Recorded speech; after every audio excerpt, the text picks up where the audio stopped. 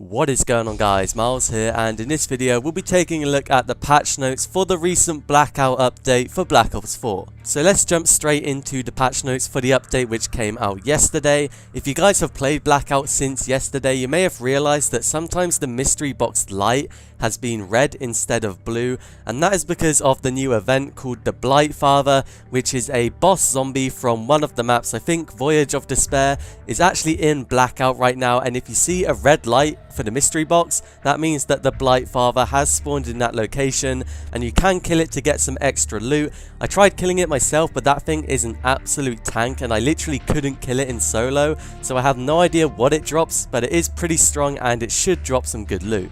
But the Blightfather is only in the game for a limited amount of time and it won't be in Blackout forever. Moving on to some character missions, there are some new ones in the game for the Zombies Chaos storyline, and that means you can now unlock Bruno, Diego, Scarlet as well as Shaw. Alongside this, Treyarch have also increased the drop rate for character mission items, which I'm really happy to see.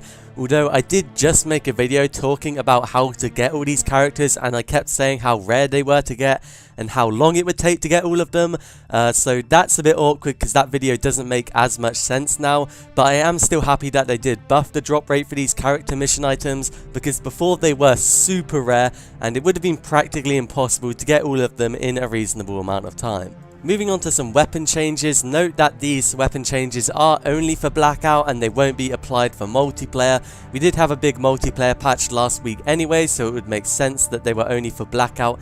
Starting off with the SMGs, these have all been buffed a little bit as Treyarch have increased the muzzle velocity of every submachine gun, which basically is the travel time of bullets with these weapons. So these SMGs should be more strong in close range environments, and specifically for the Spitfire, they have also reduced the recoil for this weapon. I would say this is a good change overall because I did feel like the assault rifles just outclassed all of the SMGs before this patch, so hopefully that won't be the case anymore. Moving on to some assault rifles, the Rampart 17 has had a bit of a buff as they have reduced the ADS sway as well as reduced the recoil for this weapon. I don't know exactly if this buff was necessary, to be honest. I felt like the Rampart was in an okay position. I did think the KN was better than the Rampart, but the Rampart was still a solid weapon, so I don't really know if it needed a buff, but I'm not too worried about it. Moving on to the tactical rifles, they have slightly buffed the Auger DMR by increasing the recenter speed, which is the time it takes for your weapon to return to normal after shooting. It's not going to be a huge buff to the weapon, but it is kind of nice to see. And they also did slightly increase the muzzle velocity for the Auger DMR, so I feel like these buffs were fairly okay because I felt like the Auger DMR was pretty inconsistent, to be honest, so I'm pretty happy to see that buffed. And also for the Swordfish, they have tightened the spread pattern, which should allow more shots to land on target.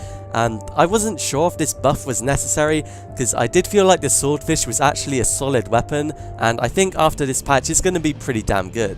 And finally, for the weapons, a bunch of the light machine guns have seen some buffs in Blackout. As for the Titan and the VKM as well as the Hades, they have increased the recenter speed as well as reduced the recenter pattern, which is going to basically give these LMGs more predictive recoil. So they weren't huge buffs to the LMGs, which I think is okay because I felt like the LMGs were slightly worse than the assault rifles in Blackout, so this should put them a bit more on par now. And finally, moving on to some equipment changes, we have a pretty big one in this patch notes as Treyarch have completely removed the 9-bang from Blackout.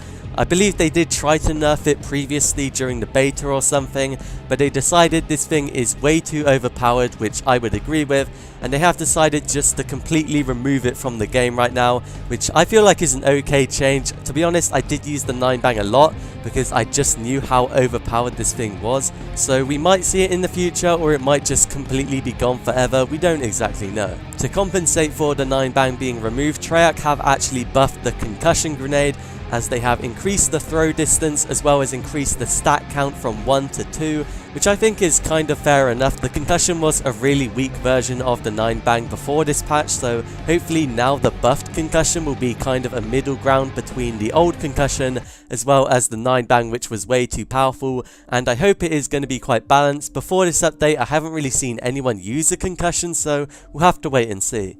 But there we have it, that is a summary of the recent patch notes for the Blackout update in Call of Duty Black Ops 4. Overall, there are some pretty big changes in this update. Let me know what you think of them down in the comments below. And if you found this video useful, leave a like and subscribe to the channel for more Black Ops 4, but I'll see you guys in another video.